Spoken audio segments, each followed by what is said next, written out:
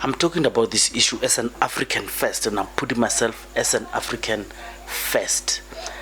And the reason I do that is, I said in previous podcasts that the people who are affected at this, at the dirty end of this stick, are African men.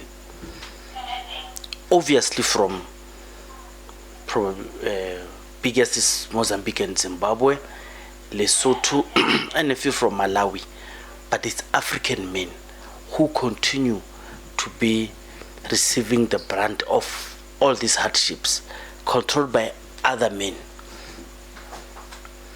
And if I'm lucky, I'm going to have a podcast with an African business strategist who we're going to discuss some of these issues. How difficult is it to actually make proper business in Africa?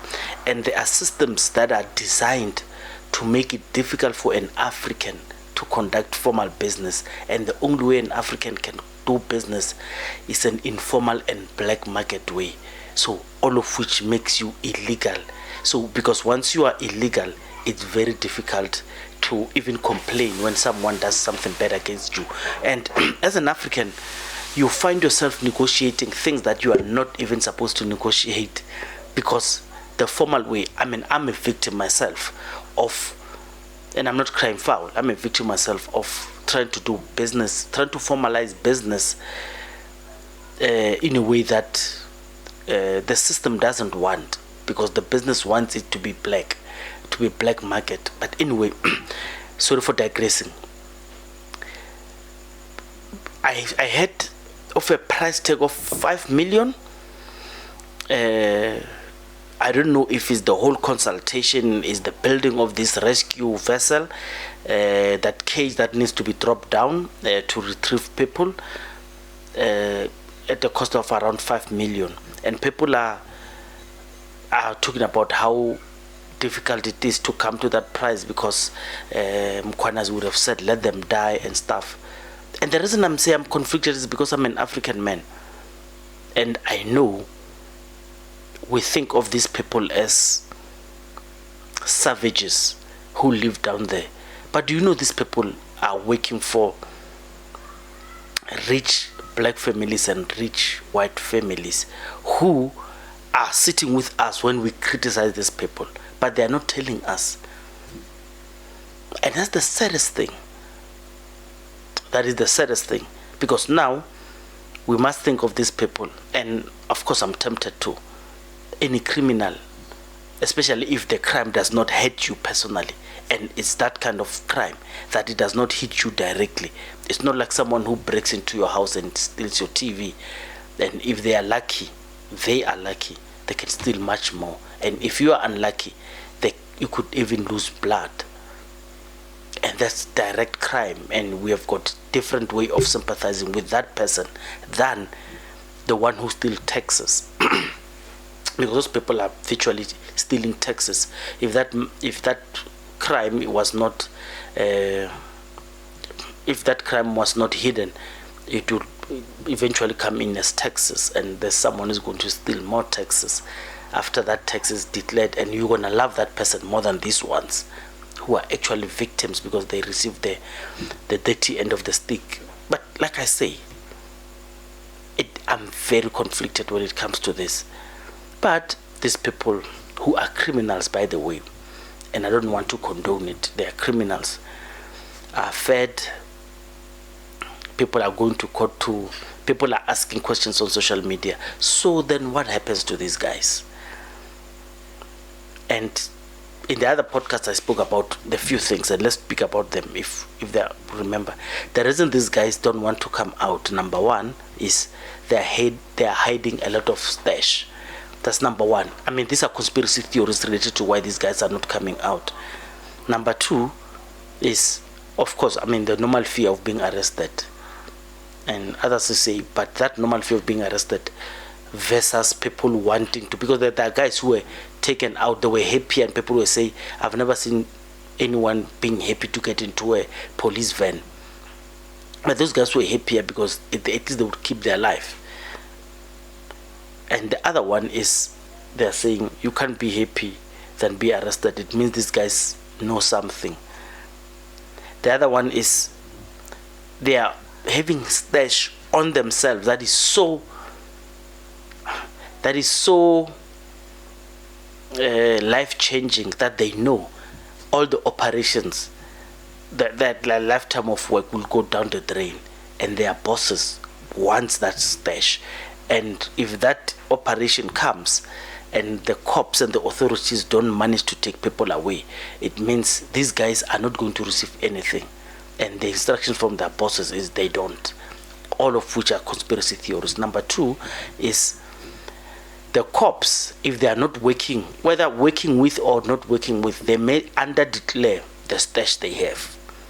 So meaning if they come up with $1 million of the stash, that is raw minerals, by the way, the cops might register something like 100,000 and take the rest for themselves, for their families.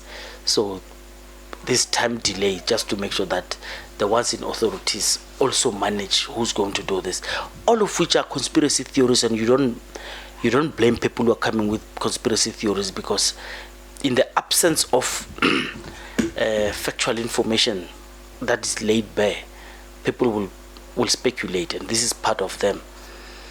And the other one is some of these people are actually wanted criminals. Some are saying some of these people are criminals who are actually arrested, who are serving time in jail. So meaning in a jail cell, in a jail, I don't know what to call the whole penitentiary, is 100 or 500 people. They took about 100, they put them in the mining dump, and those people then must go back. It's far-fetched, of course. Thabo Bester was far-fetched. The case of people going outside jail to go and kill people and being allowed to see family and then come back and getting paid, it's far-fetched when you listen to it. But unless someone proves it, it now doesn't look far-fetched. Thabo Bester dying in a fire and coming back alive was far-fetched. But I'm saying these are conspiracy theories that people are wilding on. What do you think about this? What about the lives? What about the families of these people? And of course, there's a guy who came out. I said it. There's a guy who came out and say he runs an open Zamazama system where these people are paying and he makes millions. They came out in the public. I hope he's still alive, that guy. But Machine Politically Incorrect, I'm conflicted on this one, because my heart goes to this footage that came out of the state of those people underground, and there are people who have already been released. Will it go to court and so we could hear the story, like a commission of inquiry kind of setup? I bet not. Those in power will make sure that this does not come. So we will always speculate until the end of days. It's a bad thing. It's a bad thing for those who are the weakest in our society, because they will have nothing but to do black market business, because the informal sector does not want them. And this is when people say these guys have economic power. They can determine for you to eat. This is the only way of you eating. You do crime or you don't eat at all. And this is economic power. Those who have trusted with doing economic power have subjected us as Africans to be dictated to by those who own the means of production. And unfortunately, those people are people like you and me, like Solima Paila, who's a communist, Platin Zemande, who's a communist, who lives in affluent areas, who drives German cars. And I don't want to extend it to what he drinks and stuff, but because of, if you read all of those things, there's nothing Rastafarian, there's nothing cool, there's nothing revolutionary about those people. They are just like you and me. They're struggling to survive in a world that the economists and the capitalists are dominating. Machine Politically Incorrect. It's a sad day for Africa. We celebrate people coming out, but we are also told we must not celebrate them coming out because they're criminals. And it's true, they are criminals. But what made them criminal? It's very difficult as a victim of crime myself, it's very difficult to sympathize with a criminal because I understand what made that criminal do what he does. I told you, there are problems in South Africa that those in power are deliberately looking away. Part of those, I told you, foreign nationals. Foreign nationals are allowed to come in by formal businesses, restaurants and stuff. They want those people to come in. Farmers, they want those people to come in. And they want them to be illegal because when they are illegal, it makes them gold because they can dispose of them. You do know that when these people are illegal, they are taken out and without any accountability because they are not on the population register. No one is going to look for them because those people who are going to look for them, they themselves are not legal. So they become gold. And not only on this market, even on the medical market, they become gold. But let me stop it there. Let me not go further. It is just the pain of being an African person, seeing how our people are subjected to these hardships. Mashani politically incorrect. Let me not get into trouble. Let me leave it there. Thank you. So I've been watching the Stilfontein thing and it's really concerning, but it's also heartbreaking because each interview that I see just makes me feel worse and worse. And I understand that the government has taken like a hard line when it comes to how they will support or how they will help the people underground. But for me, what is concerning is the conflicting narratives. And the reason I say it concerns me is because I remember Marikana. I remember my view at the time was that, what could the police do? Until I actually read a book that humanized the people that were there and also detailed the story. And I was like, but I didn't see that in the news. So I'm not one of these conspiracy theory people. So it's not like I totally distrust a government. I don't fully trust politicians, but I don't distrust. Okay. And what I've noticed on the interviews is the narrative is different from the narrative that we are getting. So, for instance, we are told that the people underground don't want to come up. Okay. But when there was an interview yesterday, people said that they went and they got 5 people. It's people in the community that went and helped them. They got 5 people up because they were very weak. These people couldn't help themselves. And also they got a decomposed body up too. And then another thing is I was listening to interviews today and this guy was saying that the government has failed them and they're trying to get the people up themselves, the community members. So these are South Africans. So again, I am sure there's foreign nationals amongst the group, but 3 interviews now have been people saying, our family members are down there. Mother was interviewed yesterday. She has 7 people underground, her husband and her children. Now a father was interviewed today. He has 2 sons, a 17-year-old and a 19-year-old. And they South African. And then another man who was talking about how the community is trying to help was also interviewed, and he said his family members are down there. So I'm not comfortable with what's happening. And I do understand that the government has taken this hard line. I'm just not sure if we're hearing everything. But here's the interviews and you can make a call. Sister, since the government i-family members zethu mgodini, so sesazama as a community sibambisana sikwazi ukukhupha abantu kwaye nami ndinazo i-family members ezisemgodini, so loo nto indenzela itrauma because nasi sidumbu sesiphumile ngoku andazi noba is one of my family members okanye ntoni. Mwana ka 1994 re sebeditse mining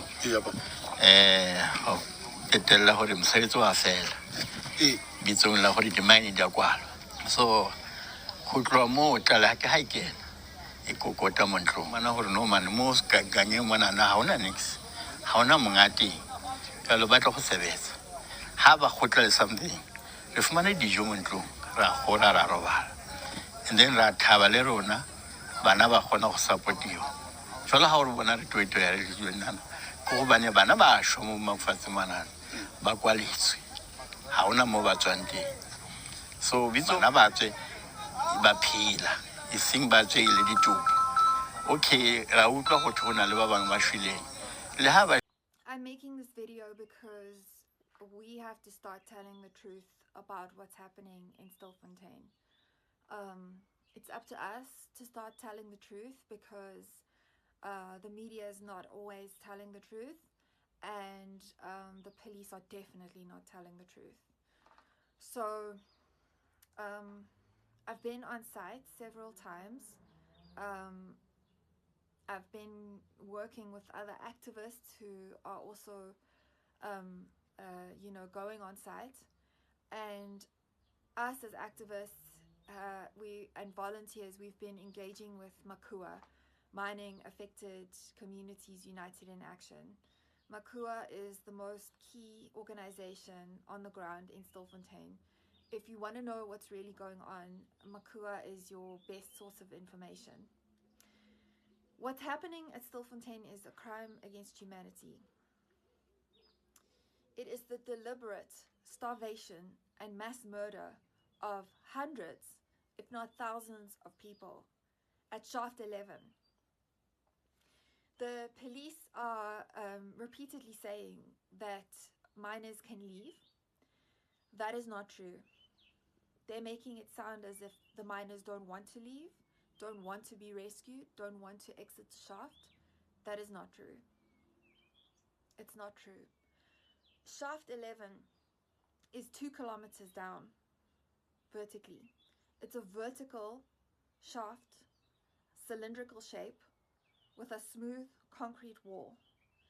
There's no lift, there are no stairs, there's no ladder. It's 2 kilometers until you get to the bottom of Shaft 11.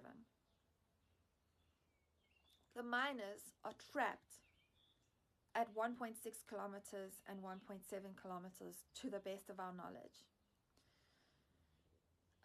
There's no way out. The police keep saying that the miners who are trapped at Shaft 10 at Shaft 11 can exit through Shaft 10. That is not true, and I'll explain later why that is not true. Shaft 10, if anything, is even worse than Shaft 11. So what happened is that the state decided to enact Vala Mgodi, which means plug the hole. They did this as a crackdown on so-called illegal mining, and it's a nationwide project. How this ever got signed off by the Department of Minerals, the Department of Police, and the Presidency, I will never know, because it cannot be constitutional to deprive people of food and endanger their lives in order to coerce them to come out of a mine shaft simply to make arrests. What this amounts to is torture and murder. Slow murder of starving people to death, which is an incredibly painful way to die.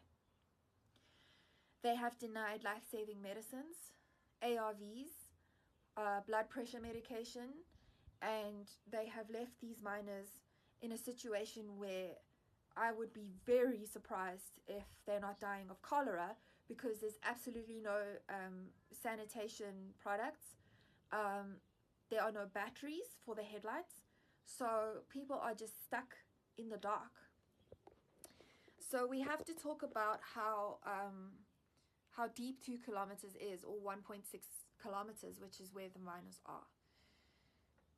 1.6 to 1.7 kilometers is 10 times as deep as Ponte Tower, or Vodacom Tower as it's known in Joburg, is high.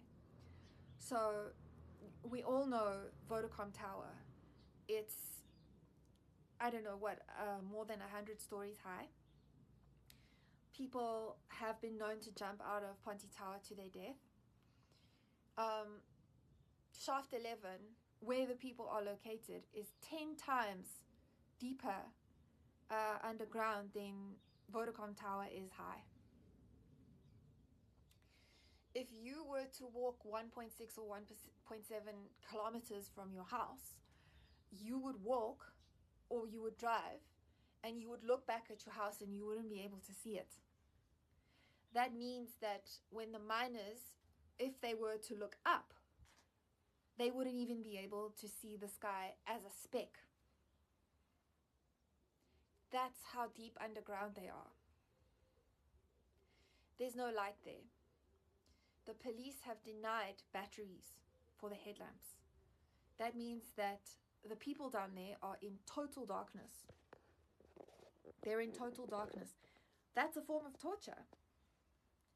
Sensory deprivation is a form of torture, and it will drive you mad.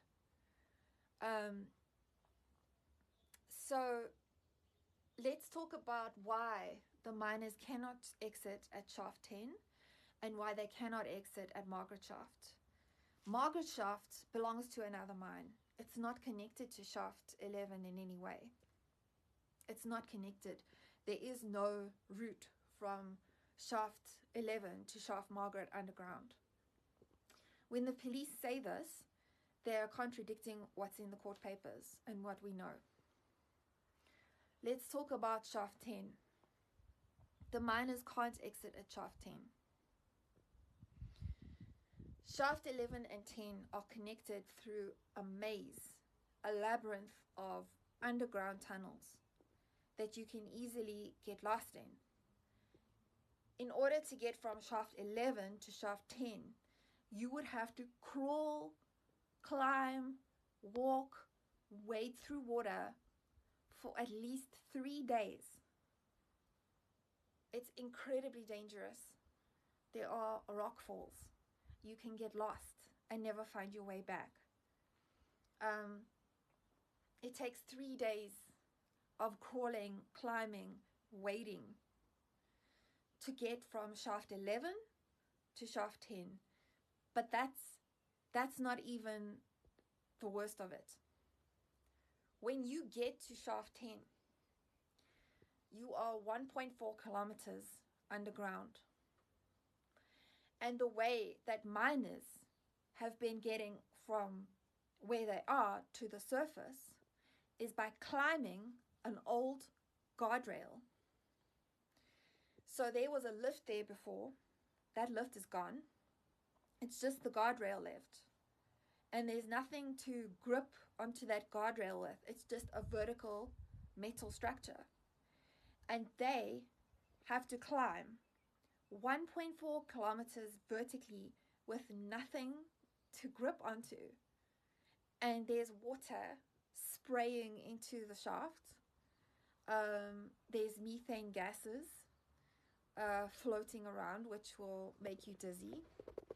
These are people who are so sick and emaciated, they look like they just came out of a concentration camp. They're dizzy. They don't have the strength. They don't have the fortitude to climb. They barely react, you know, when you speak to them or when there's something in front of them, they barely react. They're so sick. They're so starved. They're dehydrated. It's now up to them to climb 1.4 kilometers. Can you climb even 2 meters? Can you climb even 1 meter vertically on a metal pole? So then they have to climb. It takes 3 days of climbing to get from where they are to the top. 3 days. And they have to tie themselves to that metal structure to rest from time to time. They have to take rope and tie their bodies to the pole to sleep so that they can carry on climbing. And when they wake up, their circulation is gone.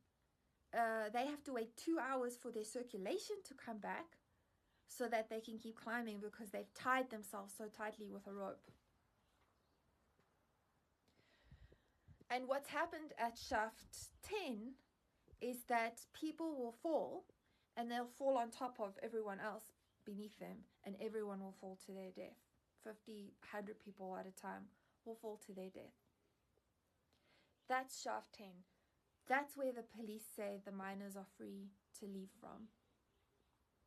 And how do we know this? Because a couple of people, a handful of people, have managed to make that journey and climb up and make it out alive.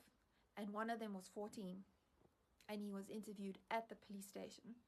And I have the video of that, but I'm not going to share it because I wouldn't have permission to put that person's face in the public. So that's the situation at Stilfontein. And it doesn't matter how many times we say it. People are trapped, people are trapped, people are trapped. The media is misreporting on it, and not all media. I'm talking about specific outlets. And the police are lying. I was on site on Tuesday. I went to the police. I said, how do you expect people to come out?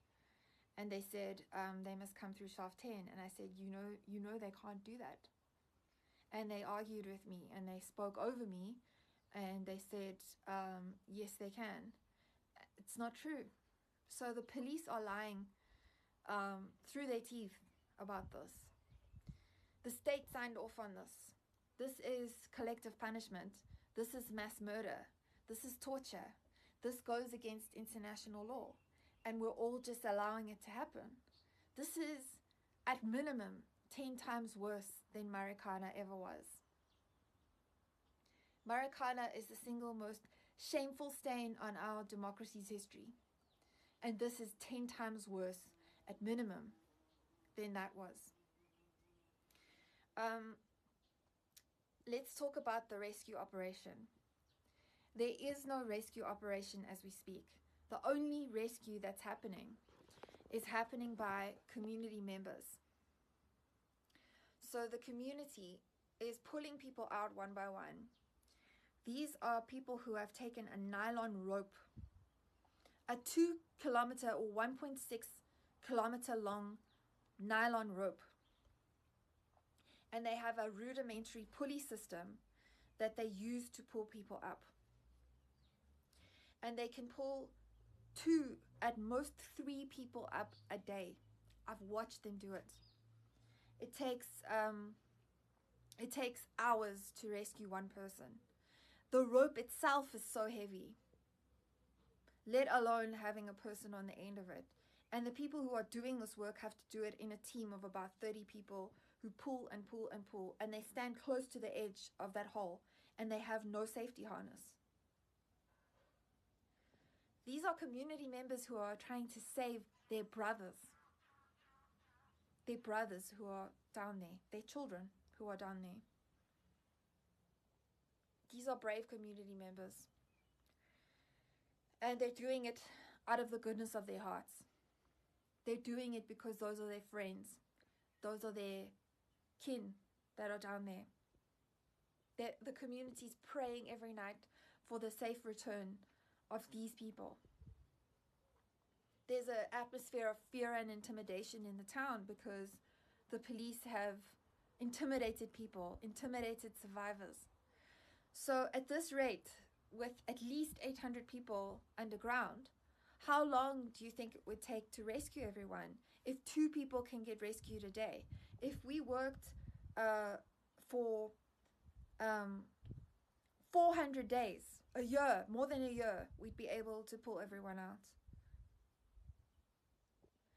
And let's talk about the food that we as volunteers and activists have managed to send down there. And I'm talking about a group of very dedicated activists and volunteers working with Makua to try and fundraise what little we can.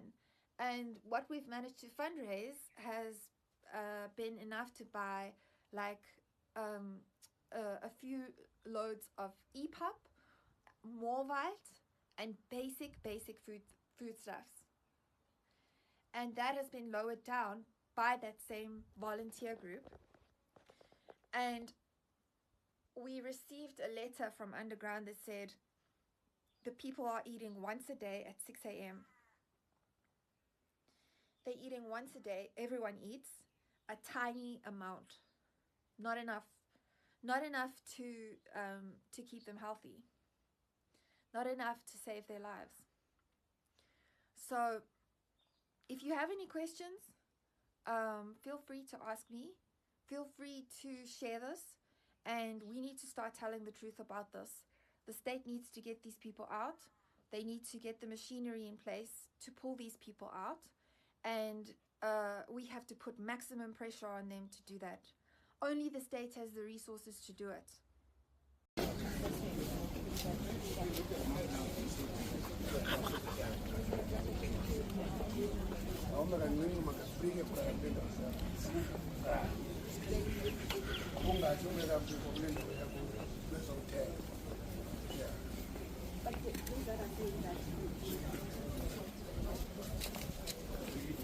Since we started with this operation on the 18th of August, only 8 corpses have resurfaced, and all the 8 were in an advanced state of decomposition, but there was also no sign of cannibalism on any of the corpses. Meanwhile, police are investigating the origin of letters believed to be from underground.